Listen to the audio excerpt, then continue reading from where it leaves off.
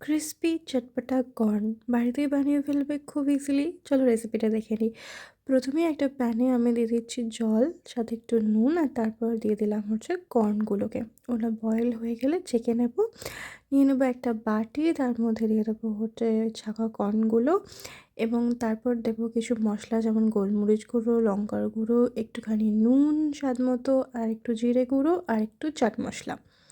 তারপর ওগুলোকে সব একসঙ্গে মিক্স করব, সাথে দেবো একটু কর্নফ্লাওয়ার, জাস্ট একটা হালকা কোটিং হবে, ব্যাস।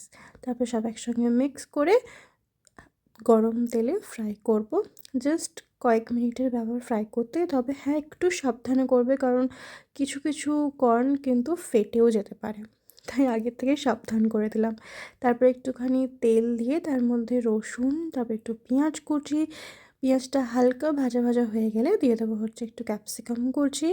ক্যাপসিকামের কাঁচা ভাবটা যখন কেটে যাবে তখন ওই ভাজা কর্নগুলোকে আমরা দিয়ে দেবো। সাথে দেবো একটুখানি লেবুর রস, আর হচ্ছে একটুখানি চাট মশলা। একদম চটপাটা হয়ে যাবে তারপর।